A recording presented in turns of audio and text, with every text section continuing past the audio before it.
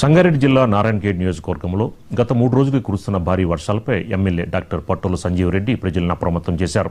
చెరువులు, కుంటలు పొంగి పొర్లుతున్నందున రోడ్లపై ప్రవహిస్తున్న నీటి కారణంగా ప్రజలందరూ అప్రమత్తంగా ఉండాలని ఆయన సూచించారు. అత్యవసరమైతే తప్ప బయటికి రావద్దని, వరద ప్రవాహం తగ్గాకే ప్రయాణాలు చేయాలని ప్రజలకు విజ్ఞప్తి చేశారు. వరద సమస్యల్ని ముఖ్యమంత్రి రేవంత్ రెడ్డి దృష్టికి తీసుకువెళ్లగా వెంటనే రెస్క్యూ బృందాలను పంపించారని తెలిపారు.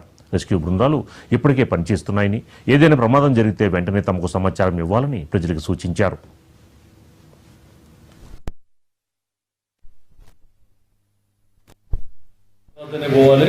నారాయణఖేడ్ నియోజకవర్గ ప్రజలందరికీ నాదొక విన్నపం. గత 3 రోజుల నుంచి కురుస్తున్నటువంటి భారీ వర్షాలకు చెరువులు, కుంటలు అన్ని నిండి పొంగి పొరులుతూ ఉన్నాయి.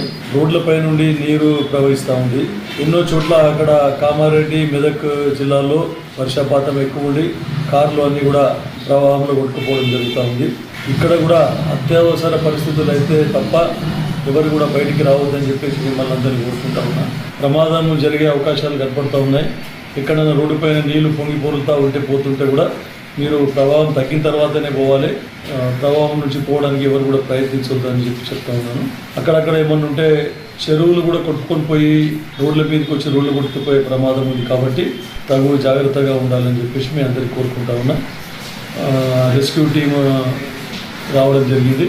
ఒకవేళ ఎవరికైనా ఎక్కడన్నా ఏమైనా ఇబ్బంది అయి ఉండి వరదలలో చిక్కుకున్న ఇతరత్ర ఏదైనా ప్రమాదాలు ఏమైనా జరిగితే ఏ అవసరాలు ఉన్నా కూడా నాకు ఫోన్ చేయండి, లేదంటే మన ఫైర్ ఆఫీసర్ గారికి ఫోన్ చేయండి.